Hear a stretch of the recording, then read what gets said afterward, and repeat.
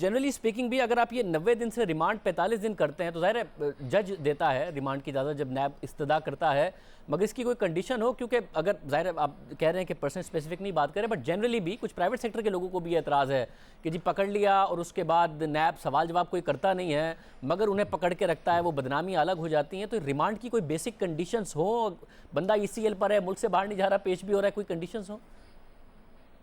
देखिए, रिमांड की जो जनरल कंडीशंस हैं सिविल क्रिमिनल प्रोसीजर कोड में, वो म्यूटेटिस म्यूटेंडिस तो अप्लाई करती हैं, लेकिन मैं अगेन खुल के सबको ऑफ़र दे रहा हूँ, चाहे वो बिज़नेस कम्युनिटी हो, आप जैसे सफ़े ओवल के एंकर्स हों, कोई और आदमी हो, शख्स हो, हमें लिख के दे, बताए। इसीलिए देखिए कैबिनेट में भी जब डिस्कशन हुआ तो मैंने यही कहा कि देखिए लिख के दें, ओरल बात करेंगे रह जाएगी, मैं इतना इंटेलिजेंट नहीं हूँ, समझूँ नहीं, कुछ और कर दूँ, लिख के दें, उसको असेस करें और फिर हम कर देंगे जो चीज़ जायज़ होगी। मतलब मैं तो सवालों की सूरत में आपसे पूछ ही रहा हूँ कि ये जो हो रहा है जिसमें लोगों की जनरल कंप्लेंट है, और ज़हीन तो आप बहुत हैं, इसमें तो किसी को शक है नहीं, तो उसमें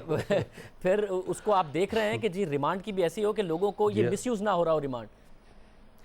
ऐसे ही है शाहजेब, बिल्कुल मैं आपको बताऊँ कि ना सिर्फ ये, बल्कि अगर रिमांड की भी कोई चीज़ है वो भी बिल्कुल देखी जा रही है। और मैं आपको एक और बात बताऊं, ये एक फ़र्स्ट स्टेप है, ये ऐसा नहीं है कि इसके बाद मज़ीद अमेंडमेंट नहीं होनी, नैब हो या दूसरे कानून हो, क्योंकि जितने भी कवानीन हैं, आइन है, वो एक इर्तिका का प्रोसीजर है, प्रोसेस है एवोल्यूशन का, वो चलता रहता है, चलता रहना चाहिए। और बिल्कुल हर चीज़ देख रहे हैं। और जो अच्छी बात है, बहुत सी इसमें ऐसी चीज़ें हैं जो कि चेयरमैन नैब से मेरा डिस्कशन, प्रोसिक्यूटर जनरल नैब से डिस्कशन हो चुका है, वो भी बड़े पॉजिटिव हैं इन तमाम चीज़ों के बारे में।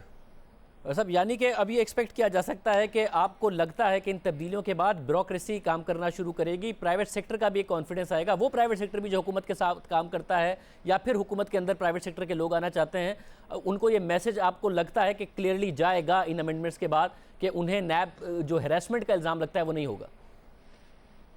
बिल्कुल नहीं होगा, बल्कि मेरे जहन में तो लाउडली एक चीज़ और भी है कि चेयरमैन नैब की सरबराही में हम उनके अलावा नहीं करेंगे, एक और नैब में ही सेल हो जिसमें अगर कहीं कोई अब्यूज़ हो रहा है नीचे की लेवल पे नैब की, तो वो डायरेक्ट कंप्लेंट चेयरमैन नैब के पास जाएं और चेयरमैन नैब साहब जो हैं फेयर आदमी हैं, उसको देखें और उसका अजाला करें। सब और बिल्कुल आखिर में मैं दोबारा जानना चाह रहा हूँ, क्योंकि प्ली बार्गेन पर बहुत ज़्यादा तनकीद होती है, एक के इख्तियार हो, फिर किस तरीके से प्ली बार्गेन का कानून इस्तेमाल होता है, उसमें ये कमेटी के हवाले से अब ये फैसला हो रहा है कि कमेटी देखा करेगी, ना कि चेयरमैन नैब अकेले इसको का फैसला कर रहे होंगे। लाउड थिंकिंग तो अभी यही है। बहुत शुक्रिया। वज़ीर क़ानून फ़ारूक नसीम साहब हमारे साथ मौजूद थे।